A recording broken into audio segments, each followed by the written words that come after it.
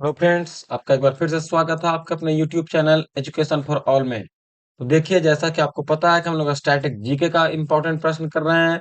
किसी भी एग्जाम्स में आपको ये क्वेश्चन देखने को मिलेंगे। ये बहुत ही इंपॉर्टेंट है और आपको हर एग्जाम के पॉइंट ऑफ व्यू से बहुत ही इंपॉर्टेंट है। आप कोई भी एग्जाम देने जा रहे हैं, आप इसे जरूर देख करके जाएं। आप अगर हमारे चैनल पे नए हैं, आपने अगर लाइक और सब्सक्राइब नहीं किया है तो हमारे चैनल को सब्सक्राइब कर लें, ताकि आपको इस चैनल का जो नोटिफिकेशन है वो सबसे पहले आप तक पहुंच जाए। ठीक है, तो चलिए आज के सेशन की शुरुआत करते हैं आज के पहले प्रश्न के साथ। पहला प्रश्न है, मानव शरीर की सबसे बड़ी हड्डी कौन सी है? मानव शरीर की जो सबसे बड़ी हड्डी है वो आपसे पूछा गया है यहाँ पे। तो उसका सही आंसर है ऑप्शन नंबर सी, यानी कि फीमर। उसके बाद अगर पूछे कि टीबिया ये कहाँ पे पाया जाता है, तो हमारे शरीर में ये टांग में पाया जाता है। और स्टेपिस जो है ये सबसे छोटी हड्डी है। क्या है? सबसे छोटी हड्डी। और अगर इसका साइज पूछे, ध्यान रखिएगा, 3 मिलीमीटर इंटू 2.5 मिलीमीटर है। यानी कि इसका जो एरिया है वो सिर्फ और सिर्फ 7.5 मिलीमीटर स्क्वायर है। सोचिए, सेंटीमीटर भी नहीं। तो ये आपका सही आंसर हुआ। आज का अगला प्रश्न है, धातुओं के पतले तारों में खींचे जाने की क्षमता क्या कहलाती है? तो याद रखिएगा, आपसे यहाँ पे पूछा है कि धातु का वो कौन सा गुण है इसके कारण इसको खींच करके पतले तार में बदल दिया जाता है। तो उसको हम लोग कहते हैं ऑप्शन नंबर बी, तन्यता। यानी कि इसको इंग्लिश में जो है सो हम लोग क्या बोलते हैं, डक्टाइल या डक्टिलिटी। और जिस कारण से इसको थिन शीट में कन्वर्ट किया जाता है, यानी कि चादर के रूप में कन्वर्ट किया जाता है, वो होता है आघात वर्धनीयता, यानी कि मैलिएबिलिटी। ठीक है। फिर यहाँ पे है क्रियाशीलता। क्रियाशीलता का मतलब होता है रिएक्टिविटी, यानी कि बहुत सारा जो मेटल्स है उसका जो रिएक्शन करने का जो रेट है वो अलग अलग होता है। कोई जल्दी रिएक्ट करता है, कोई लेट से रिएक्ट करता है। और चौथा जो ऑप्शन है वो है घुलनशीलता, यानी कि सॉल्युबिलिटी। ठीक है। कुछ वाटर में सॉल्युबल होते हैं, कुछ नहीं होते हैं। लेकिन आपसे पूछा था कि धातुओं के पतले तारों में खींचे जाने की जो क्षमता होती है उसे क्या कहते हैं? तो वो है हमारा तन्यता, यानी कि डक्टिलिटी। अगला प्रश्न है, अच्छा एक चीज और ध्यान रखिएगा कि गोल्ड अगर आप लेते हैं, 1 ग्राम गोल्ड, तो इसको जो है 2 किलोमीटर लंबा वायर में आप इसको चेंज कर सकते हैं। लंबा तार में, पतला तार में आप इसको बदल सकते हैं। तो ये गोल्ड जो है मोस्ट डक्टाइल मेटल है इस अर्थ पे। यानी कि गोल्ड से ज्यादा आप किसी को नहीं खींच सकते हैं। 1 ग्राम सिर्फ और सिर्फ गोल्ड रहेगा और उसको आप 2 किलोमीटर लंबा वायर में आप चेंज कर सकते हैं। अगला प्रश्न है, सिनेबार किसका अयस्क है?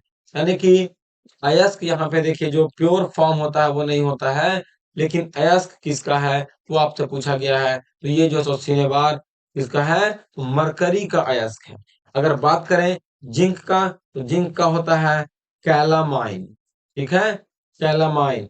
अगर बात करें एजी या एजी का, यानी कि सिल्वर का, तो ये होता है आपका अर्जेंटीना, अर्जेंटीना। ठीक है। और अगर कॉपर की बात करें तो ये होता है पाइराइट। तो इतना आपको याद रखना है। ठीक है। उसी तरह से अगर मान लीजिए कि एल्युमिनियम का बोले तो ये होता है आपका बॉक्साइट। अगर आपको आयरन का बोले, Fe, आयरन का बोले तो ये होता है हेमेटाइट। ये सब बड़ा इंपॉर्टेंट है। अगला प्रश्न, ईसीजी किस अंग की विद्युत गतिविधि का चित्र में प्रतिनिधित्व करती है? तो कहता है कि जो ईसीजी है वो किस अंग का, मानव शरीर का, कि जो सो चित्र में जो सो प्रतिनिधित्व करती है, तो ये है हमारा हृदय। अब आपसे एक सवाल पूछेगा कि ईसीजी का फुल फॉर्म क्या है? तो ईसीजी का फुल फॉर्म है इलेक्ट्रोकार्डियोग्राम। ठीक है, इलेक्ट्रोकार्डियोग्राम जो सो आपका इसका है। कोई दिक्कत है?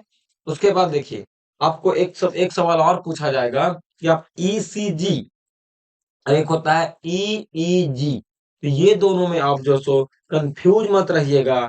ईसीजी जो है वो हृदय से संबंधित है और ईई जो है वो आपका ब्रेन से रिलेटेड है। ईईजी होता है इलेक्ट्रो इंसेफ्लोग्राफी। क्या होता है? इलेक्ट्रो इंसेफ्लोग्राफी। और ईसीजी का मतलब हुआ इलेक्ट्रोकार्डियोग्राम। दोनों में कभी भी कंफ्यूज मत रहिएगा, दोनों एक जैसा है, इसीलिए जो है सो कंफ्यूजन होने का चांसेस बहुत ज्यादा होता है। फिर अगर आपसे पूछे कि जो ईसीजी है इसको विकसित किसने किया था, यानी सबसे पहली बार इसका इस्तेमाल करने के लिए किसने बनाया था, तो इसे विकसित करने का जो श्रेय है वो जाता है विमेल एंथोवेन एंथोवेन ये व्यक्ति के। ठीक है। उसके बाद हृदय में ये क्या करता है, तो हृदय का ये जो धड़कन है उसको मेजर करता है, उसको मापता है। अब देखते हैं कि कभी कभी जैसे कुछ हम एक्टिविटी करते हैं तो हमारा जो धड़कन है वो बहुत जल्दी बढ़ जाता है। अगर हृदय से संबंधित कोई बीमारी है तो वो ईसीजी के द्वारा ही पता चल पाता है। ठीक है। और ईईजी के द्वारा ये जो सो ब्रेन से संबंधित है, यानी कि जो हमारा मस्तिष्क है उसका क्रिया को एक्टिविटी को जो सो ये नोट करता है, उसके एक्टिविटी को जो सो ये बताता है। ठीक है। तो ईईजी और ईसीजी कंफ्यूजन एकदम मत करिएगा। अगला प्रश्न, Ranchi cancer hospital and research centre का उद्घाटन किसने किया? तो रांची में जो कैंसर हॉस्पिटल और रिसर्च सेंटर बना है उसका उद्घाटन किसने किया है, तो ये आपसे पूछा गया है। तो इसका जो उद्घाटन है वो किया है हमारे मुख्यमंत्री झारखंड के हेमंत सोरेन ने। उसके बाद रामेश्वर उरांव क्या है, तो ये झारखंड के वित्त मंत्री हैं। सत्यानंद भोक्ता ये जो है सो आपका श्रम मंत्री हैं। सीपी राधाकृष्णन अभी वर्तमान समय में झारखंड के जो है सो गवर्नर है। ठीक है। अब आपसे ये अगर पूछेगा कि इसका जो उद्घाटन है वो कब किया गया, ये जो है आपका इसका उद्घाटन कब किया गया, तो ये किया गया 12 मई 2022 को। कितनी जमीन पर किया गया, तो ये आपका जो है सो 23.5 एकड़ जमीन पर जो है इसको किया गया है। ठीक है। इसमें जो खर्च है टोटल वो कितना आया है, तो कहता है लगभग जो है वो 400 करोड़ रुपए इसे बनाने में खर्च हुए हैं।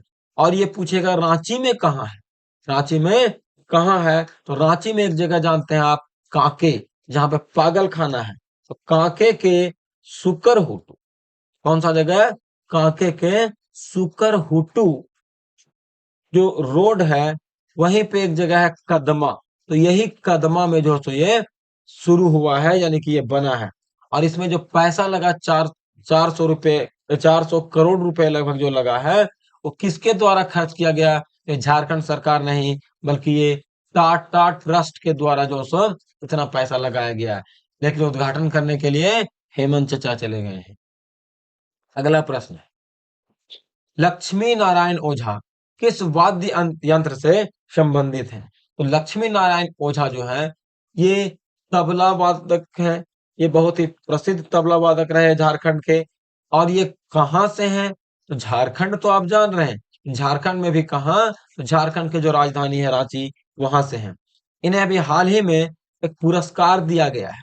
और उसमें कौन सा पुरस्कार दिया है, लाल रत्न इस पुरस्कार का नाम है। और आप सोचते होंगे कि ये पुरस्कार इन्हें क्यों मिला, अगर पुरस्कार देने का कारण क्या होता है, तो कहता है कि ये जो सो शास्त्रीय जो वादन होता है, शास्त्रीय वादन जो है उसमें उत्कृष्ट प्रदर्शन के लिए, आप किसी भी क्षेत्र में अगर आप उत्कृष्ट प्रदर्शन करते हैं तो आपको कुछ ना कुछ पुरस्कार मिलता है। तो ये जो सो शास्त्रीय वादन में उत्कृष्ट प्रदर्शन किए इसीलिए इनको जो सो ये पुरस्कार मिला है। यानी कि लक्ष्मी नारायण ओझा को जो है तबला वादक थे जिन्हें लाल रत्न पुरस्कार जो सो भी मिला है। अगला प्रश्न है, देखिए, 15वें वित्त आयोग की सिफारिश पर झारखंड को प्रति वर्ष आपदा से निपटने के लिए कितना अनुदान केंद्र सरकार के द्वारा दिया जाएगा? तो कहता है देखिए, आपदा जैसे बाढ़ हो गया या सूखा पड़ गया, तो ये सब चीजों से निपटने के लिए जो है सो प्रत्येक वर्ष झारखंड सरकार को कितना रुपया केंद्र सरकार के द्वारा दिया जाएगा, जिसकी सिफारिश किसने की है, 15वें वित्त आयोग ने की है। तो ये इसका सही आंसर है ऑप्शन नंबर सी, यानी कि 600 करोड़ रुपए। अब आपसे पूछेगा कि 15वें वित्त आयोग के जो अभी अध्यक्ष हैं वो कौन है, तो वो है एन के सिंह। ठीक है, एन के सिंह। ध्यान रखिएगा। तो ये सवाल आपसे पूछा जा सकता है। अगला प्रश्न, झारखंड में पहली बार वोट एम्बुलेंस कहाँ इस्तेमाल किया जाएगा? यानी झारखंड में जो है, अब देखिए एम्बुलेंस जो है सो बोट एम्बुलेंस नहीं, BOAT यानी कि नाव एम्बुलेंस कहाँ जो सो इस्तेमाल किया जाएगा? तो वो है, देखिए वैसा ही जगह पे इस्तेमाल किया जाएगा जहां पे नदी होगा। अब सड़क पे तो हम बोट एम्बुलेंस का इस्तेमाल कर नहीं सकते हैं, यानी नाव एम्बुलेंस का कर नहीं सकते हैं।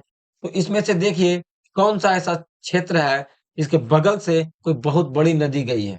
एक तो आपका रांची है, तो इसका सही आंसर रांची है नहीं, अब कोडरमा भी नहीं है, हजारीबाग भी नहीं है, इसका सही आंसर है ऑप्शन नंबर डी, यानी कि साहेबगंज। ठीक है, तो साहेबगंज में पहली बार नाव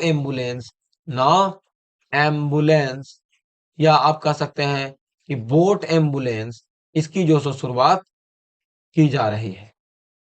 अगला प्रश्न है, उकाई बांध किस राज्य में है? आपसे पूछा गया है क्वेश्चन कि जो उकाई बांध है वो किस राज्य में है? तो ये है आपका गुजरात में। ठीक है, अब पूछेगा ये किस नदी पर है? किस नदी पर? तो आपको बताना है कि ये तापी नदी पर है। ये कब बना? तो ये जो है सो 1972 ईस्वी में बना है। लंबाई इसकी कितनी है? 4,962 मीटर जो सो इस बांध की जो सो लंबाई है। उसके बाद इसी बांध को क्या कुछ और नाम से जानते हैं? जी हाँ, इस बांध को एक और नाम से जानते हैं, उसको हम लोग बोलते हैं वल्लभ सागर बांध। क्या बोलते हैं? वल्लभ सागर। और फिर है कि गुजरात में एक और बांध है, बहुत ही फेमस है, इसका नाम है सरदार सरोवर बांध। सरदार सरोवर बांध जो कहाँ पे है, किस नदी पे है? तो ये याद रखिएगा कि आपका नर्मदा नदी पर है। ठीक है, तो उकाई बांध किस राज्य में है?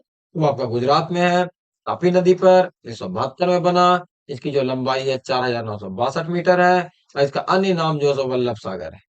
अगला प्रश्न, भूटान की राजधानी कौन सी है? भूटान की राजधानी जो है सो आपका थिम्पू है। ढाका तो बांग्लादेश की है, ये किसका है? बांग्लादेश का। और काठमांडू किसका है? नेपाल का। तो यहाँ पूछा था भूटान की राजधानी कौन सी है, तो वो थिम्पू है। और भूटान को जो है हम लोग क्या बोलते हैं? Land of the thunder. Land of the thunder भी इसको भूटान को बोला जाता है। और इसकी जो मुद्रा है यानी करेंसी है, वो क्या है आपका? नोंगत्रुम। नोंगत्रुम। अगला प्रश्न, महिला विश्व मुक्केबाजी चैंपियनशिप 2022 के 52 किलोग्राम वर्ग में स्वर्ण पदक जीतने वाली महिला कौन सी है?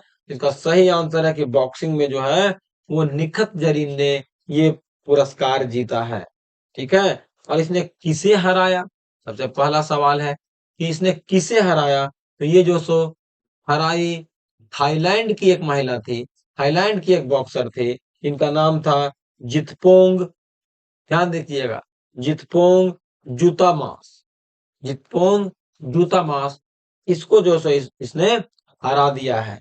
ठीक है, उसके बाद आपसे पूछेगा कि जो इंटरनेशनल जो आपका मुक्केबाजी संघ है, अंतरराष्ट्रीय मुक्केबाजी संघ यानी इंटरनेशनल बॉक्सिंग एसोसिएशन जो है वो कहाँ पे है?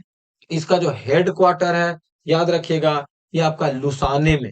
और लुसाने कहाँ है? तो ये आपका है स्विट्जरलैंड में। ठीक है, और इसका जो इस्टेब्लिशमेंट है वो कब हुआ था? 1966 में, 1944 में इसका जो सो इस्टेब्लिशमेंट हुआ था। ठीक है, देखिए अगला प्रश्न है, झारखंड जंगल बचाओ आंदोलन से संबंधित कौन है? यानी एक आंदोलन चला झारखंड जंगल बचाओ, इससे संबंधित व्यक्ति कौन है? तो इससे संबंधित व्यक्ति है सूर्यमणि, यानी ऑप्शन नंबर ए इसका सही आंसर है। इनका जो जन्म है, सूर्यमणि का जन्म जो है वो आपका विशनपुर में हुआ था। विशनपुर के पास एक समुदाय है, कुडुक समुदाय, वहां पे इनका जन्म हुआ था। ये जो है इनको गर्ल स्टार भी कहा जाता है, गर्ल स्टार। अब आप सोचते होंगे ये गर्ल स्टार है, इसका क्या मतलब है? गर्ल स्टार का मतलब होता है एक ऐसी संस्था, एक ऐसी एक ऐसी योजना जिसमें कहता है कि असाधारण दास्तां बताती है सामान्य लड़कियों की, सामान्य लड़कियों की असामान्य दास्तां, असामान्य दास्तां, यानी कि जो सिंपल सी लड़की है लेकिन उसने कुछ असाधारण कार्य किया है तो उसको जो सो इसमें बताया जाता है। ठीक है, फिर अगर बात करें कि तरुण भारत संघ की, तो ये जो सो आपका राजस्थान में एक एनजीओ है, राजस्थान में एक गैर सरकारी संगठन है। उसके बाद अगर मेधा पाटकर की बात करें तो ये नर्मदा जो नदी है उसको बचाने से संबंधित जो आंदोलन चला था, नर्मदा बचाओ आंदोलन, उसकी ये प्रणेता है, उसकी ये लीडर एक तरह से आप कह सकते हैं, एक सामाजिक कार्यकर्ता है। अगला प्रश्न देखिए, स्लिप पॉइंट किस खेल से संबंधित है? तो अब जब आप क्रिकेट खेलते हैं या क्रिकेट देखते होंगे तो आप देखते हैं कवर है, जैसे मान लीजिए ये है आपका, ये पिच है, ये पूरा ग्राउंड है, तो आप देखते होंगे या स्ट्रेट है या लेग साइड है ना, ये ये जो सो लॉन्ग ऑन है, लॉन्ग ऑफ है, लॉन्ग ऑन है, इस तरह से करके आपका कहता है कि स्लिप पॉइंट जो है वो किस खेल से संबंधित है, तो आपका स्लिप पॉइंट जो सो क्रिकेट से संबंधित है। और अगर पूछे कि जो क्रिकेट है उसमें बीसीसीआई, ठीक है, बीसीसीआई का जो हेड क्वार्टर है वो कहाँ पे है, तो ये है आपका मुंबई में। क्रिकेट का भगवान किसे कहा जाता है? क्रिकेट का भगवान जो है सचिन तेंदुलकर को हम लोग कहते हैं। ठीक है, और कैप्टन कूल किसे कहते हैं? तो कैप्टन कूल जो है अपना है M S Dhoni, M S Dhoni. ठीक है, अगला प्रश्न, poverty and un British rule in India, ये एक पुस्तक है, इसके लेखक जो है सो आपसे पूछा गया है, इसके लेखक कौन है? तो याद रखिएगा इसके लेखक जो है वो है दादा भाई नौरोजी, और इनको जो है अन्य नाम से क्या जानते हैं? Grand old man of India, old man of India. ये पहले ऐसे व्यक्ति थे तो ब्रिटिश संसद के लिए, देखिए ब्रिटिश सांसद के लिए या ब्रिटिश संसद में सदस्यता के लिए चुने गए, सदस्यता के लिए चुने गए। ठीक है, उसके बाद आपका है डब्ल्यू सी बनर्जी, तो ये आईएनसी के पहले भारतीय अध्यक्ष थे, पहले भारतीय अध्यक्ष। उसके बाद अगर हम बात करें पीसी महालनोबिस की, तो ये महोदय जो है इनको भारतीय सांख्यिकी का पिता कहा जाता है, भारतीय सांख्यिकी का पिता इनको कहा जाता है। और सीवी रमन जो है ये एक वैज्ञानिक रहे, और रमन इफेक्ट के लिए इन्हें नोबेल पुरस्कार भी मिला। और कब मिला था नोबेल पुरस्कार? ये 1930 ईस्वी में जो सो इनको मिला था। ठीक है, अगला प्रश्न देखिए, रैम शब्द का पूरा नाम क्या है? रैम का जो पूरा नाम होता है वो होता है random access memory, random access memory. ठीक है, तो ये आपसे पूछा जाएगा। और अगर आपसे पूछता रोम का, तो ये होता है रीड ओनली मेमोरी। तो इतना बात आपको याद रखना है। अब कुल मिलाकर के कहता है कि तीन तरह के मेमोरी होते हैं, तीन तरह के मेमोरी होते हैं। पहला होता है प्राइमरी, दूसरा होता है सेकेंडरी, और तीसरा होता है आपका कैश। अगला प्रश्न है, देखिए, किस देश को हराने के बाद भारत ने थॉमस कप 2022 में अपना पहला खिताब जीतकर इतिहास रच दिया? तो अभी तक कहता है कि भारत ने कभी भी थॉमस कप में पुरस्कार नहीं जीता था, थॉमस कप में कभी भी चैंपियन नहीं बना था, लेकिन इस बार जो है सो भारत थॉमस कप में चैंपियन बन गया। और किसे हराया? तो कहता है कि इसने इंडोनेशिया को हराया। और याद रखिएगा इंडोनेशिया जो है 14 बार की चैंपियन थी, 14 बार की चैंपियन। ठीक है, और इसको भारत ने 3-0 से हरा दिया, यानी 3 राउंड खेले गए और 3 में तीनों भारत ने जीत लिया। ठीक है, ये जो है सो अब पूछेगा कि थॉमस कप का संबंध किससे है, तो याद रखिएगा थॉमस कप का संबंध जो है सो आपका बैडमिंटन से है, बैडमिंटन से है। और आपसे अगर ये पूछता है कि इसमें भारत के लिए कौन कौन प्लेयर थे जो अच्छा किया, तो एक थे लक्ष्य सेन, फिर थे एक सात्विक सात्विक साईराज, ठीक है, एक थे आपका किदाम्बी श्रीकांत, और एक थे आपका जो है चिराग शेट्टी। तो ये चारों ने भारत को ये पदक दिलाने के लिए, ट्रॉफी दिलाने के लिए बहुत मेहनत किया, और फाइनली भारत जो सो जीत गया। और अभी तक कुल मिलाकर के 6 देश ही ऐसे हुए हैं जो थॉमस कप जीत पाए हैं, जिसमें इंडोनेशिया 14 बार अकेले जीती है। ठीक है, तो इसका सही आंसर हुआ इंडोनेशिया को हराकर भारत ने थॉमस कप 2022 में अपना पहला खिताब हासिल किया। अगला प्रश्न, महात्मा गांधी की जीवनी के लेखक कौन है? तो महात्मा गांधी के जो जीवनी है उसके लेखक है आपका D G Tendulkar. D G Tendulkar, D for Dinanath. कौन है? दीनानाथ।